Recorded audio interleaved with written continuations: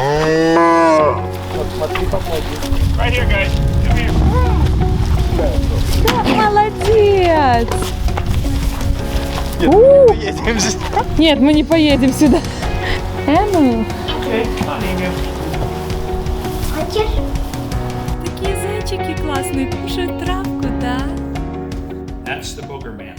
A lot of people have heard about the booger man. Now you've seen the booger man. To get the boogers out. На мольберте жизни красками небес напишу. Brother Hovind, it's a pleasure for me to be here in Well, thank you. Dinosaur Adventure Land, and I just enjoy to talk with you today personally. Well, thank you, ma'am. Oh, you're welcome. Okay. In your life, your ministry with everything that you've done put a lot of influence on different people's lives and so on all over the world. Why you choose this specific area of your life? Why you put so much effort to learn and get deep in the science area to prove others that God created the world and not evolution and everything like that? Well, I was teaching high school science and math in Texas, and I asked a wise pastor friend of mine, I said, how do you know God's will for your life? He said, that's easy. You find a need and you fill it. He said, what's the greatest need that you see? What does the world need? Do we need more carpenters, need more plumbers, need more garbage men? What do we need? He said, don't tell me, go think about it. I went home, thought about it, prayed about it. I said, you know, this evolution theory is being taught at schools, and millions of kids are being deceived. I have a good science background, but most of the guys, the creation scientists that are speaking, are talking over everybody's head. You know, they're too smart. They use all the big words. Right. I said, I think the world needs somebody to take this creation material and dumb it down and make it simple where everybody can say, man, I got it. I understood that guy. So that's the greatest need I can see. It still is. I haven't changed. I'm glad I did what I did. Oh, wow, that's awesome. Beautiful. You participate in your life in 1,000 debates, like against evolution. Right. Were there some of them that you failed? And if yes, why? What was the reason there? I've done 226 debates at universities or online, and I've never, that I know of, everybody who watches them who is interested in truth would say I won, but how do you judge a debate, you know? They always think they win, the atheists do. There have been a couple of questions asked I wasn't ready to answer at the time, but I'm ready now. They come up with the craziest things. I say, what is your evidence for evolution? First of all, you have to define exactly what do you mean by that word. You know, are dogs and wolves related? Probably. Are dogs and mosquitoes related? No. So do you mean we are in our taxidermy room here. There are 33 different varieties of squirrels in the world. They might have had a common ancestor, a squirrel. Right. That's as far as it goes. Yeah. God said they will bring forth after their kind. And the Kaibab squirrel and the Abert squirrel are both still a squirrel. Nothing has changed.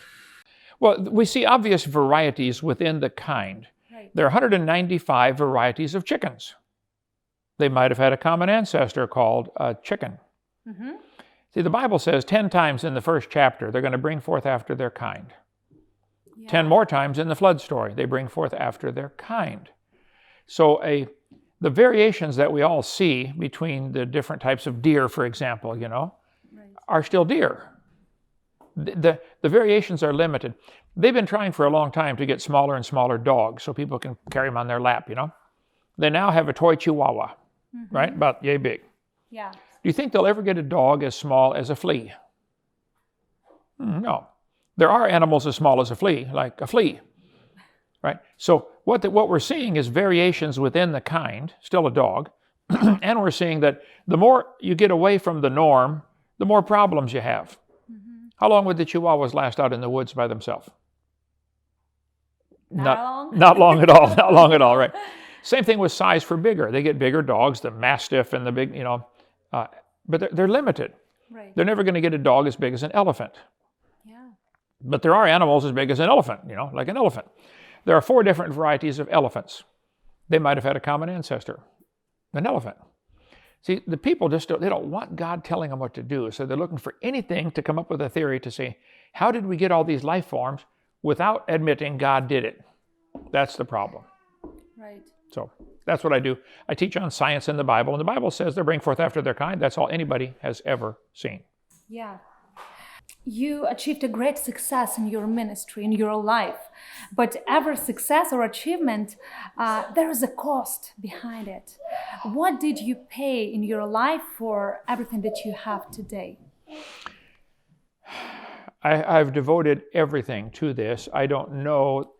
I guess I don't look at it as a cost. I so enjoy what I do. I sleep thinking about it. I wake up thinking about it. I'm always looking for ways to illustrate spiritual truths in a simpler way.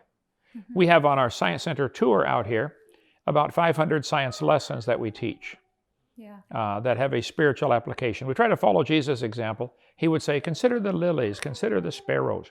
There are things to learn from nature that will draw us closer to God. That's what we try to do here. The water has to constantly be moving sideways at the same speed the Earth is turning. Because we're turning this way, the water's being pulled back by Moon's gravity. Mm-hmm. So for a couple hours, the water is moving at the speed we're turning. In Lenox, Alabama, 30 degrees above the equator, we're turning almost 900 miles an hour. Question, if water was rushing in at 900 miles an hour, what would that do? Well, it would take all the rocks and roll them against each other like a rock tumbler does, and round them off. Why is it rounded? Oh, yeah? It was in a rock tumbler called Noah's Flood. Gravel, sand, clay. Every time. Now, wait a minute. Let's see if it does it again. Gravel, sand, clay. If the water was going back and forth at 900 miles an hour, it's going to round off the rocks and deposit them in layers. They say the top layer is younger. I say, excuse me, where did it come from? Outer space? Oh, yeah. No, it's not younger. They're all the same age. They got shuffled up by a flood. Are these layers different ages? No, they got shuffled up. How long do dead trees keep standing? 4 or 5 years? Not millions of years. These petrified trees standing up are proof the layers formed rapidly. Yes. And it always makes gravel, sand, and it'll take about an hour for the real small stuff to settle out and make a layer of clay. What fruits do you see in your life and in your ministry? Do you have some examples of people? Yeah, we have helped many thousands come to know the Lord, to get saved, which is the goal, get them to give their heart to Jesus. I get calls and letters every day from people who watch our videos or come to the seminar and end up giving their heart to the Lord. They want to become a Christian. Then we see people who say, wow, I was a Christian, but I was struggling. I didn't know these answers. Thank you. This helped me so much. Yeah. So yeah, it's just well worth it. I love it. We've had 133 baptized right here in our lake. Oh, really? People give their heart to the Lord, say, I want to come there and get baptized because you brought me to the Lord. So that's the goal Jesus said, go into all the world, preach the gospel, get them saved, get them baptized, teach them to go do the same. Amen. That's what we're trying to do. Amen. Okay. Wow, that's great. That's no, Amen is Russian, right? Amen? Amen. Okay. Amen. Good. Okay. Amen is Russian. Amen. Yeah. Okay. Does God answer your prayers? If yes, I assume that. He always answers. It's not always the answer I want. Okay.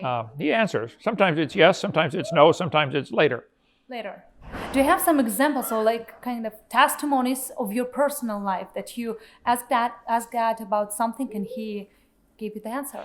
I was in Pensacola for 30 years and I was asking God to give us more property in Alabama to build a Christian camp. Mm-hmm. A guy called me from Missouri. He said, Kent, I saw your videos. You changed my life. How can I help? I said, well, we're looking for property in Alabama to build a Christian camp, Dinosaur Adventure Land. He said, have you found what you want? I said, I think so. Yesterday, I went up and looked at the old gravel pit in Lenox, Alabama, 140 acres, but they want $250,000. The guy on the phone said, all right, I'll buy it for you. Oh, really? Just like that, gave it to us. I've never met him. I've still never met him. Oh, wow. It's been one miracle after another with providing the buildings. A guy called about 6 months ago and said, my best friend is a world-class taxidermist. He is a hunter, goes all over, hunts and kills animals and stuffs them and mounts them. and he died. He wants you to have his whole collection. I got a shipping container full of animals. These are all around us here. So he gave us the whole collection. It is incredible. We have snakes and all kinds of animals. For free. For free.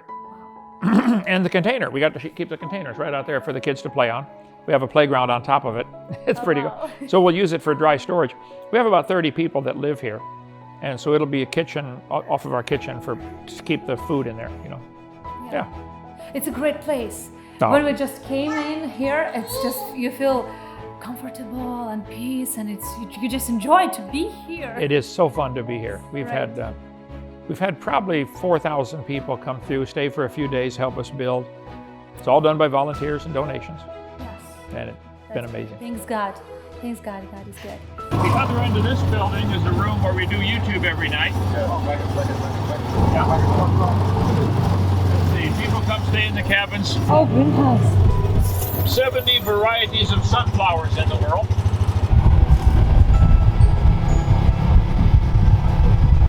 But George and his little buddies will very slowly turn all this back into good soil. Pine trees can reclaim useless land. They're amazing. Wow. They will slowly build up nutrients and other species can come in.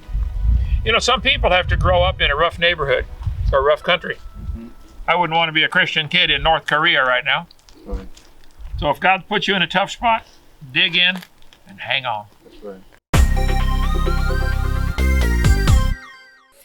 One last question. I want to ask you about students, because me personally, I'm a student still. I hope it's the last semester of my life. But we meet so many fake books of evolution and just scientific proofs that Earth is billions years ago. I mean, was That's what they believe. Yeah, that's what they believe. What should we do as a Christian students? Should we just bravely fight against it, against evolution, in front of classmates and teachers, or we just should be silent and silently believe inside ourselves that Tough God question. created? You'd have to ask God how he wants you to respond. Moses went to school in Egypt.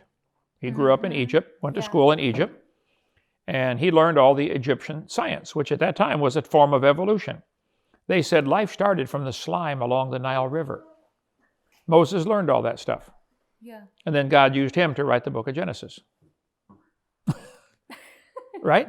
Right? So you can either speak up or be quiet. Those are your choices. I encourage students to speak up because the teacher or the textbook is brainwashing the other kids in the class. You have a responsibility to at least say the truth. Like if the teacher asked a question, you know, how old is the Earth? I would say, the textbook says 4.6 billion. However, this is not correct for about 100 different scientific reasons. Okay. Now they know I answered the question right. They can't mark it wrong, but I don't believe it. Right. They can't force you to believe something. They can force you to learn something. Mm-hmm. That's different than believing it. And then you can accept it or reject it. Right. Right. Right. Will God ask us if we just still silent? I think so. I think our job is to speak up and to tell the truth, even if they don't want to hear it. All through the Bible, the prophets of God would share what God told them. Jonah, go to Nineveh, preach this message. Right. He didn't want to go. He did, reluctantly. And the people listened. Other people, God told the prophet, go talk to those people. They said, they'll kill me. And they did kill him. They didn't want to hear it. Yeah. I can't determine how they're going to react. My job is to teach the truth. And if they listen, fine. If they don't, fine. Shake the dust off your feet, move on. Thank you. Thank you for your time. That's great for us. You got to tell the truth and then let them decide. Amen. How we can find you and contact you? Well, our website is drdino.com, D-R-D-I-N-O. They can call our phone number, 855-BIG-DINO, like a big dinosaur. I'm extension 3. I get calls all day long. Did you see my daughter's wedding played on America's Funniest Home Videos? Oh, no. Type in Kent Hovind daughter wedding. See what you think. It's only 50 seconds long. You'll see why. We do a YouTube every night called Kent Hovind Official, K-E-N-T, and then Hovind is Norwegian name, H-O-V-I-N-D, Kent Hovind Official. They can come visit Lenox, Alabama. Good luck finding that on a map. It's hard to find, isn't it? Yes, it's a town great about that big. But just type in Dinosaur Adventure Land, right just north of Pensacola, 70 miles. Come visit. People come, so everything's free. Yes. That's great. It's Yeah. great. We encourage you to visit this place. Okay. Okay, let's go and tell the truth to all the world.